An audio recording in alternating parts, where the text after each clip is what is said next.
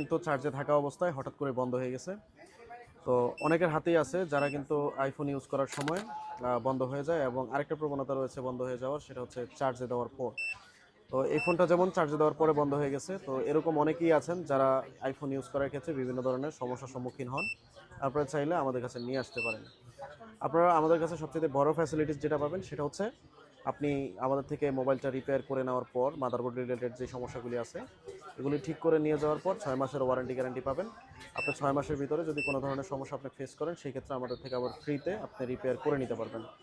তো আমি আজকে আপনাদেরকে দেখাবো যে আইফোন 11 হঠাৎ করে বন্ধ হয়ে গেলে এটা কিভাবে সমাধান করতে হয়, এবং এটা সমাধানের প্রসেসটা কি কি আমি স্টেপ বাই স্টেপ আপনাদের সাথে শেয়ার করব। যারা মোবাইল সার্ভিসিং শিখতে চান তারাও চাইলে আমাদের সাথে যোগাযোগ করতে পারেন, এবং তারা চাইলে এই ভিডিওটা কন্টিনিউ করতে পারেন। অনেকে আছেন যারা আইফোন ওয়াটারপ্রুফ সিল করতে চান, আমাদের কাছে কিন্তু ওয়াটারপ্রুফ সিল 100% অরিজিনালগুলি অ্যাভেলেবেল আছে। আপনারা চাইলে সেগুলি আমাদের থেকে নিতে পারেন। এবং আরও একটা ইম্পর্টেন্ট যেটা, সেটা হচ্ছে আইফোনের হাই ক্যাপাসিটি ব্যাটারি এবং হচ্ছে আননোন পার্ট রিমুভ করার যে ব্যাটারিটা, এক কথায় ডায়াগনস্টিক ব্যাটারি, অ্যাপেলের অরিজিনালটা, কোনো ধরনের আননোন পার্ট থাকবে না, এবং ক্যাপাসিটি অনেক বেশি থাকবে। তো এই ধরনের ব্যাটারিগুলো নিতে চাইলে কিন্তু আমাদের সাথে যোগাযোগ করতে পারেন। তো সরাসরি কাজে চলে যাব এখন, এবং আপনারা সম্পূর্ণ ভিডিওটা দেখবেন। যারা আইফোন ইউজার, আমি মনে করি যে আপনাদের এই ভিডিওটা অনেক ভ্যালু দেবে। আমি সর্বপ্রথম মোবাইল থেকে মাদারবোর্ডটা খুলে নিলাম, এবং ফ্রি হিটারে বসিয়ে আমি এখন এই মাদারবোর্ডটা সম্পূর্ণভাবে আলাদা করব, এবং আলাদা করে আপনাদেরকে দেখাবো কোথায় শর্ট এবং কোন জায়গায় শর্ট সেটা কিভাবে রিমুভ করতে হয়, এবং সেই শর্টটা কিভাবে ধরতে হয়, A to Z আপনাদের সাথে শেয়ার করব। তো সর্বপ্রথম আমরা যে কাজটা করতেছি এখন, এটা হচ্ছে ফ্রি হিটারে দিয়ে আমরা, যেহেতু এটা স্যান্ডউইচ মাদারবোর্ড বা ডাবল মাদারবোর্ড, সেই ক্ষেত্রে কিন্তু আমাদেরকে এই মাদারবোর্ডটা আলাদা করতে হবে। তো আমরা ফ্রি হিটারে বসিয়ে আমরা কিন্তু মাদারবোর্ডটা আলাদা করে নিয়েছি, এবং এই আলাদা করার সময় অবশ্যই আপনাকে খেয়াল রাখতে হবে যেন অতিরিক্ত টেম্পারেচার আপনার মাদারবোর্ডে না হয়। সেই ক্ষেত্রে কিন্তু আপনার মাদারবোর্ড ডেড হওয়ার সম্ভাবনা থাকে।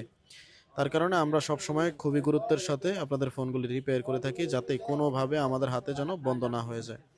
আপনারা দেখতে পাচ্ছেন এখন কিন্তু ডিসি পাওয়ার সাপ্লাইতে এটা সম্পূর্ণ শর্ট দেখাচ্ছে, এবং এই শর্টটা হচ্ছে আপার লেয়ারের যে ফ্রন্ট পার্ট আছে এবং ব্যাক পার্ট আছে, এই আপার লেয়ারের ফ্রন্ট পার্টের শটটা ছিল না, মূলত ব্যাক পার্টের শটটা ছিল। তো তার কারণে মূলত আমাদের আলাদা করতে হয়েছে। তো এখন আমরা হাত দিয়ে ধরে বুঝতেছি যে কোন জায়গাটায় বা কোন সাইডে শর্ট আছে। তো সেই অনুযায়ী আমরা রজন থেরাপি দিব, স্মোকটা দিয়ে আমরা আপনাদেরকে দেখাবো যে এটা কি শর্ট হয়ে আছে।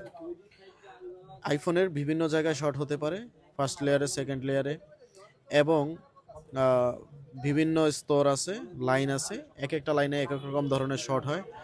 সব ধরনের শর্টগুলি একইভাবে রিমুভ করা যায় ব্যাপারটা তা না। এই ফোনটিতে আমি যেভাবে রিমুভ করছি সবগুলি ফোন কিন্তু আপনারা সেমভাবে রিমুভ করতে পারবেন না। সেই ক্ষেত্রে আপনাদেরকে ডিফারেন্ট ওয়েতে ট্রাই করতে হবে। এখন আমি যেই জায়গা থেকে, আমি কিন্তু বি বেড থেকে এই শর্টটা রিমুভ করছি, কিন্তু সবগুলি যে বি বেড থেকে রিমুভ করতে পারবেন ব্যাপারটা কিন্তু তা না। সেই ক্ষেত্রে আপনাদেরকে যাইতে হবে বিডিডি মেইন বা এক্সট্রা বিডিডি যেটা থাকে সেটা।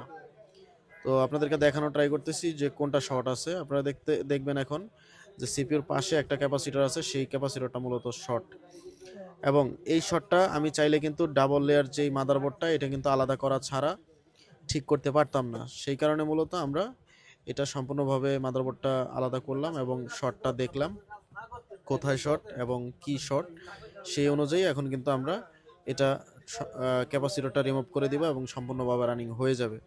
আপনারা দেখতে পাচ্ছেন যে এখানে একদম একটা ক্যাপাসিটর আছে, যে ক্যাপাসিটরটা রজন থেরাপি দেওয়ার পর এটা দৃশ্যমান হচ্ছে, এবং স্পষ্ট দেখা যাচ্ছে যে এই ক্যাপাসিটরটা মূলত শর্ট আছে। আমি আপনাদেরকে আরও ক্লিয়ার দেখানোর জন্য আমি ক্যামেরাটা একদম স্পষ্ট করে আপনাদের সামনে নিয়ে আসছি, যাতে করে আপনারা খুব দ্রুত সুন্দর একদম ক্লিয়ার দেখতে পান। আপনারা দেখলেন যে একটা ক্যাপাসিটর প্রসেসরের সাথে এটা শর্ট। তো এটা কিন্তু রিমুভ করে আমরা দেখব যে এটা কি কাজের জন্য ইউজ করা হয়েছে এই ক্যাপাসিটরটা। যেহেতু ব্যাটারি কানেক্টরে আমি বোল্ট ইনজেক্ট করার পর সাথে সাথে এই ক্যাপাসিটরটা গলে গেছে, তার মানে এই লাইনে আরও অনেক ক্যাপাসিটর আছে। এই ক্যাপাসিটরটা না লাগালেও কোনো প্রবলেম নাই, যদি লাগিয়ে নিই সেই ক্ষেত্রে ভালো, কিন্তু না লাগালেও কোনো প্রবলেম আপনাকে ফেস করতে হবে না আশা করি। তো এই দেখতে পাচ্ছেন এটা কিন্তু বিডিডি মেইনের একটা ক্যাপাসিটর, বিডিডি মেইন লেখা আছে দেখেন এখানে। তো এই বিডিডি মেইনের যে ক্যাপাসিটর আছে, এই ক্যাপাসিটরগুলি কিন্তু একটা না, অনেকগুলি ক্যাপাসিটর থাকে। তো সেই ক্ষেত্রে কিন্তু এই একটা ক্যাপাসিটরের জন্য আশা করি তেমন কোনো প্রবলেম হবে না। তবে আমি সবসময় ক্যাপাসিটর নতুনগুলি ইনস্টল করে নিই, এখন আমি এই মাদারবোর্ডটা এবং লোয়ার পার্টের যে মাদারবোর্ডটা, এই মাদারবোর্ডগুলি সম্পূর্ণভাবে ক্লিন করব, করে তারপরে আমি কিন্তু এই মাদারবোর্ডটা রিবোলিং করে লাগাবো। রিবোলিং করে লাগিয়ে দেন আপনাদেরকে দেখাবো যে এই ফোনটি সম্পূর্ণভাবে রানিং হয়েছে কিনা। এবং এই ফোনটি যেহেতু শর্ট ছিল, তার মানে এটাতে কোনো ধরনের রেসপন্স ছিল না, এবং এই ফোনটাতে কোনো ধরনের চার্জিং বা অ্যাপেল লোগো বা কোনো কিছুই আসতো না। এক কথায় ফোনটি সম্পূর্ণভাবে ডেড ছিল। সাধারণত আপনারা জানেন যে এই ধরনের ফোনগুলি অনাকাঙ্ক্ষিত কারণে চার্জে দেওয়ার পর বা চার্জে দেওয়া ছাড়াও কিন্তু ফোনটা অটোমেটিক্যালি ডেড হয়ে যায়। তো সেই ক্ষেত্রে আপনাকে অবশ্যই, আপনি যদি টেকনিশিয়ান হয়ে থাকেন, এই ধরনের ফোনগুলি কিন্তু 100% ঠিক হয়, এবং সেগুলি আপনি শতভাগ যদি ক্লিন রেখে এবং ভালোভাবে যত্ন করে যদি আপনি কাজ করেন, তাহলে সেক্ষেত্রে কিন্তু এই ফোনগুলি অনেক দিন ইউজ করা যায়। তো অ্যাপেল নিয়ে আসলে বেশি একটা যদি আপনি ঘাটাঘাটি করেন বা বেশি টেকনিশিয়ান দেখানোর চেষ্টা করেন, সেই ক্ষেত্রে কিন্তু আপনি এই ফলাফলগুলি পাবেন না, অনেকদিন লং টাইম ইউজ করতে পারবেন না। যেমন আমরা কিন্তু প্রত্যেকটা ফ্রেশ ফোনের ক্ষেত্রে আমরা কিন্তু 6 মাস থেকে 1 বছরের একটা ওয়ারেন্টি গ্যারান্টি দিয়ে থাকি, এবং সেটা কিন্তু আপনাকে ফ্রেশ কন্ডিশনে নিয়ে আসতে হবে। মানে আপনার ফোনটা আপনার হাতে ডেট হয়েছে এবং তারপরে সাথে সাথে আমাদের কাছে নিয়ে আসছেন, সাথে সাথে না আনেন, 1 মাস 15 দিন পরে আনেন, সে তাতেও কোনো সমস্যা নেই। কিন্তু অন্য কোনো টেকনিশিয়ান দেখে নেই এরকম ফোন যদি আমাদের কাছে নিয়ে আসেন, সেক্ষেত্রে কিন্তু আমরা 6 মাস এবং 1 বছরের একটা ওয়ারেন্টি গ্যারান্টি দিয়ে থাকি। তো আমাদের কাছে আইফোনগুলি কেন এত দ্রুত ঠিক করতে পারি আমরা, এবং কেন আমাদের কাছে অনেক দিন, আমাদের কাছ থেকে ঠিক করার পর অনেক দিন ফোনটা ইউজ করা যায়, তো আমি এটার একটু তথ্যটা শেয়ার করি আপনাদের সাথে। সেটা হচ্ছে, আমরা যে এই ফোনগুলি কাজ করতেছি, আপনারা দেখবেন যে কাজ করার পরে এটা কিন্তু বোঝার ক্ষমতা থাকবে না যে এটা রিবোলিং করা বা এটা রিপেয়ার করা। আমরা কিন্তু ওরকমভাবেই কাজগুলি করে থাকি, এবং আমরা কিন্তু প্রত্যেকটা মাদারবোর্ড কিন্তু রিবোলিং করে কমপ্লিট করে দিই। অনেকে আছেন যারা রিবোলিং করেন না, এমনি রিবোলিং ছাড়াই কিন্তু আয়রন দিয়ে ঘষে তারপরে লাগাই দেয়। আসলে আয়রন দিয়ে ঘষে লাগাই দিলে কিন্তু কিছুদিন পর আবার ছুটে যায়। আমরা কিন্তু এটা শতভাগ কনফার্ম হয়ে তারপরে আমরা কাজটা করি। যেই মাদারবোর্ডগুলি যে ধরনের সমস্যা, সেই অনুযায়ী আমরা কেমন চলবে এবং কি চলে গেছে, কি লাগানো হয়েছে, ইন ডিটেলস আপনি সব কিছু আমাদের থেকে জানতে পারবেন। এবং অনেকে কিন্তু বিভিন্ন ধরনের সমস্যাগুলি নিয়ে গোপন করতে চায় অনেক টেকনিশিয়ানরা। তবে আমি সব টেকনিশিয়ানদের প্রতি একটা পরামর্শ থাকবে আমার, আপনারা কাস্টমার থেকে কোনো কিছু গোপন রাখার কোনো প্রয়োজন নেই। অবশ্যই ভালো কাস্টমার হলে আপনাকে কিন্তু আপনার যে ন্যায্য বিলটা সেটা দেওয়ার চেষ্টা করবে। অ্যান্ড্রয়েডের এবং অ্যাপেলের দুইজন ইউজার দুই রকম, এটা আপনাকে মেনে নিতে হবে। অ্যাপেলের ইউজাররা একটু ক্লিন এবং ফ্রেশ বেশিরভাগ চায়, এবং তাদের লেনদেনটাও ক্লিয়ার আমার কাছে মনে হয়।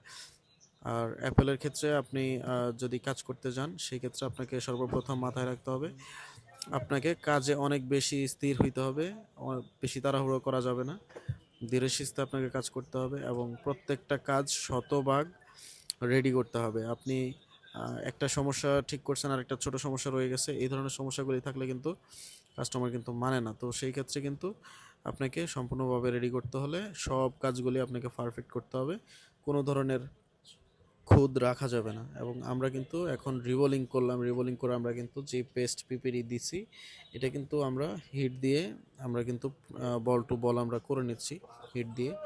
তো এখন কিন্তু মোটামুটি রিবোলিং করা শেষ। আমরা এখন একটা কাজ করব, এটার ভিতরে স্টেনশিলের ভিতরে যে বলগুলি রয়ে গেছে, আমরা এই বলগুলি এক্সট্রাভাবে আবার হিট দিয়ে লাগানোর চেষ্টা করি এবং লাগিয়ে দিই। দেন কোনো বল যদি ছোট বড় থাকে, সেই ক্ষেত্রে এই পেস্টগুলি আবার লেগে পারফেক্ট হয়ে যাবে। আপনারা অনেকে যারা হচ্ছে গিয়ে আইফোন ইউজ করার ক্ষেত্রে অনেক ভয় পান এবং নষ্ট হলে বেশি ভয় পান, তারা মূলত হচ্ছে আপনার আমাদের কাছে নিয়ে আসতে পারেন, এবং চাইলে অবশ্যই যাচাই করে, প্রত্যেকটা মানুষের সাথে যাচাই করে তারপর আপনি তার কাছে যেতে পারেন। আপনারা আমাদের ভিডিও দেখতেছেন, তার মানে আপনার কাছে অনেক অপরচুনিটিস আছে, আপনি যেখানে খুশি যেতে পারবেন এবং যাচাই করার একটা অনেক সুযোগ রয়েছে। তো আমি সেই ক্ষেত্রে বলবো, আপনি অবশ্যই যেখানে আপনার কাছে ভালো মনে হবে সেখানেই যাবেন, এবং কাজটা যেন 100% হয়। কাজের পরে যেন আপনাকে 6 মাস বা 1 বছরের একটা ওয়ারেন্টি গ্যারান্টি দিয়ে দেয়, এবং যেটা সমস্যা সেটাই যেন বলে, এরকম একটা প্রতিষ্ঠানে আপনারা যাবেন বা এরকম একজন টেকনিশিয়ানের কাছে যাবেন। যারা অ্যাপেল ইউজার, আমার সবার কাছে একটা পরামর্শ থাকবে, একটা আহ্বান থাকবে, সেটা হচ্ছে আপনারা অ্যাপেল ইউজ করেন, সেটাতে কোনো সমস্যা না। তবে অ্যাপেল কিন্তু হাত থেকে পড়লে বা আছাড় মারলে কিন্তু বিভিন্ন ধরনের সমস্যা ফেস করতে হয়। যেমন যেহেতু স্যান্ডউইচ মাদারবোর্ড, সেক্ষেত্রে কিন্তু হাত থেকে পড়লে বেশিরভাগ স্যান্ডউইচ মাদারবোর্ডগুলি আলাদা হয়ে যায়, এবং হাত থেকে পড়লেও কিন্তু অনেক ফোন আছে যেগুলি শর্ট হয়ে যায়, এবং এই ধরনের ফোনগুলি কিন্তু চার্জিংয়ের কারণে শর্ট হয়, অনাকাঙ্ক্ষিত কারণে। ফোন রেখে দিচ্ছেন, শর্ট হয়ে গেছে, ফোনটা ডেড, এবং চার্জে রেখে দিচ্ছেন, ডেড হয়ে গেছে, হঠাৎ করে ইউজ করতেছেন, এমন অবস্থায় ফোনটা হ্যাং হয়ে বন্ধ হয়ে গেছে। তার মানে এই ধরনের সমস্যাগুলি কিন্তু খুবই ছোট এবং সহজভাবে সমাধান করা যায়। আমরা কিন্তু ফ্রিটা দিয়ে কিন্তু এখন মাদারবোর্ড, দুইটা মাদারবোর্ড এক করতেছি, অ্যাডজাস্ট করে তারপরে আপনাদেরকে দেখাবো যে শর্ট গেছে কিনা এবং সম্পূর্ণভাবে এই মাদারবোর্ডটি এখন রেডি কিনা, এবং আপনাদেরকে দেখাবো যে এখন ফোনটা রানিং হয় কিনা। দেখেন এই মাদারবোর্ডটা কিন্তু একটু বাঁকা আছে, যেহেতু এই মাদারবোর্ডটা শর্ট ছিল, কিন্তু দেখে বোঝা যাচ্ছিল না যে এই ফোনটা কখন আগে হাত থেকে পড়ছে। তো আমরা কিন্তু মোটামুটি দেখলাম যে একটু বাঁকা আছে মাদারবোর্ড, সেই কারণে আমরা সব দিক থেকেই দেখে যখন আমরা লাগাই, যাতে করে সবটা দিক একই সাইজের থাকে, কোনো জায়গাটা উঁচু এবং কোনো জায়গাটা নিচু এরকম যেন না থাকে। তার কারণে আমরা সব সময় এই জিনিসগুলি খেয়াল রাখি যে কোনো ধরনের আপস অ্যান্ড ডাউন যেন না থাকে, এবং আপস অ্যান্ড ডাউন থাকলে এটার বড় প্রবলেম ফেস করতে হবে আপনাকে। হয়তো মডেম ফায়ারমার আসবে না, বা ফোনটা 3 মিনিট পর পর রিস্টার্ট করবে, বা এক কথাই নিচের মাদারবোর্ডটা উপরের মাদারবোর্ডটার সাথে যে কানেকশনটা, এটা কানেকশনটা একুরেট হয় না। এখন আপস অ্যান্ড ডাউন থাকলে এই ধরনের সমস্যাটা বেশি হয়, এবং মাদারবোর্ড যদি ব্যান থাকে সেই ক্ষেত্রেও কিন্তু এই ধরনের ঘটনা বেশি হয়। তো অবশ্যই কেয়ারফুল থাকবেন আপনারা এই ডাবল মাদারবোর্ডটা অ্যাডজাস্ট করার ক্ষেত্রে। কোনো বল যাতে মিসিং না থাকে, ছোট না থাকে, সব দিক থেকে যেন একদম পারফেক্ট হয়, এরকমভাবে ট্রাই করে আপনার কাজটা সম্পূর্ণ করবেন। যাই হোক, এখন কিন্তু ফোনটার শর্ট চলে গেছে। মাদারবোর্ডটা আমি আপনাদেরকে দেখাইলাম যে ডিসি পাওয়ার সাপ্লাইতে কোনো ধরনের শর্ট আছে কিনা। তো এখন আমি আপনাদেরকে চার্জে লাগিয়ে দেখাবো। যেহেতু ফোনটা ফুল শর্ট ছিল এবং বিডিডি মেইনে, সেই ক্ষেত্রে ব্যাটারিতে চার্জ না থাকার সম্ভাবনাটা অনেক বেশি। সেজন্য আমি আপনাদেরকে ব্যাটারি চার্জে দিয়ে দেন তারপরে দেখাবো যে চার্জিংয়ের কোনো লোগো আসে কিনা, এবং যদি আসে সেই ক্ষেত্রে কত অ্যাম্পেয়ার ইনজেক্ট হচ্ছে সেটাও আমি আপনাদেরকে ক্লিয়ারভাবে দেখাবো। এবং এটা ইনজেক্ট কত হচ্ছে, চার্জিংয়ের যে ভোল্টেজটা, অ্যাম্পিয়ারটা কত করে টানতেছে, সেটা যদি আমি আপনাদেরকে দেখাইতে পারি ভালো, সেক্ষেত্রে আপনারা বুঝতে পারবেন যে এই ফোনটা রানিং হয়ে গেছে। যেহেতু ব্যাটারিতে চার্জ নেই, সেই ক্ষেত্রে আমাকে আরেকটা ব্যাটারি লাগাইতে হইতো। তো কাস্টমাররা অনেক তাড়া ছিল, তার কারণে আমরা আরেকটা ব্যাটারি দিয়ে চেক করিনি, আমরা এইভাবে ফোনটা চার্জ দিয়ে দিয়েছি। চার্জে কানেকশন করার পরে আমরা দেখতেছি যে এটাতে 0.67 টানতেছে।